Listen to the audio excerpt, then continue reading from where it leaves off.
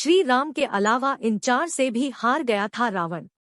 मित्रों, अधिकतर लोग यही जानते हैं कि रावण सिर्फ श्रीराम से ही हारा था, लेकिन ये सच नहीं है।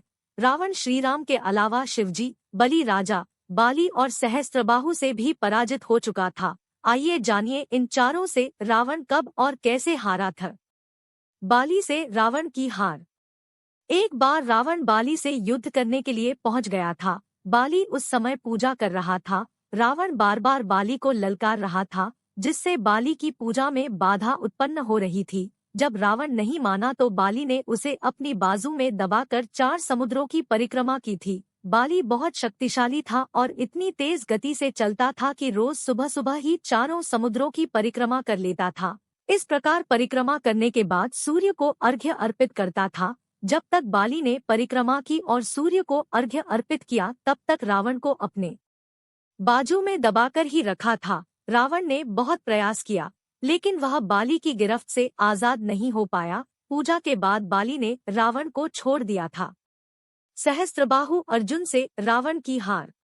सहस्त्रबाहु अर्जुन के 1000 हाथ थे और इसी वजह से उसका नाम सहस्त्रबाहु पड़ा था। जब रावण सहस्त्रबाहु से युद्ध करने पहुंचा तो सहस्त्रबाहु ने अपने 1000 हाथों से नर्मदा नदी के बहाव को रोक दिया था। सहस्त्रबाहु ने नर्मदा का पानी इकट्ठा किया और पानी छोड़ दिया, जिससे रावण पूरी सेना के साथ ही नर्मदा में बह गया था। इस पराजय के बाद एक बार फिर रावण सहस्त्रबाहु से युद्ध करने पहुंच गया था।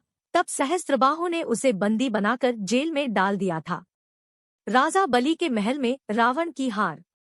दैत्यराज बलि पाताल लोक के राजा थे। एक बार रावण राजा बलि से युद्ध करने के लिए पाताल लोक में उनके महल तक पहुंच गया था। वहां पहुंचकर रावण ने बलि को युद्ध के लिए ललकारा। उस समय बलि के महल में खेल रहे बच्चों ने ही रावण को पकड़कर घोड़ों के साथ अस्तबल में बांध दिया था। इस प्रकार राजा बलि के महल में रावण की हार हुई।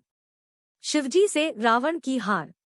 रावण बहुत शक्तिशाली था और उसे अपनी शक्ति पर बहुत ही घमंड भी था। रावण इस घमंड के नशे में शिवजी को हराने के लिए कैलाश पर्वत पर पहुंच गया था। रावण ने शिवजी को युद्ध के लिए ललकारा, लेकिन महादेव तो ध्यान में लीन थे। रावण कैलाश पर्वत को उठाने लगा, तब शिवजी ने पैर के अंगूठे से ही कैलाश का भार बढ़ा दिया। इस भार को रावण उठा नहीं सका और उसका हाथ पर्वत के नीचे दब गया। बहुत प्रयत्न के बाद भी रावण अपना हाथ वहां से नहीं निकाल सका। तब रावण ने शिवजी को प्रसन्न करने के लिए उसी समय शिव तांडव स्रोत रच दिया। शिवजी इस स्रोत से बहुत प्रसन्न हो गए और उसने रावण को मुक्त कर दिया। मुक्त होने के पश्चात रावण ने शिवजी को अपना गुरु बना लिया। मित्रों, वीडियो पसंद आया हो तो लाइक और चैनल को सब्सक्राइब जरूर करें। आभार।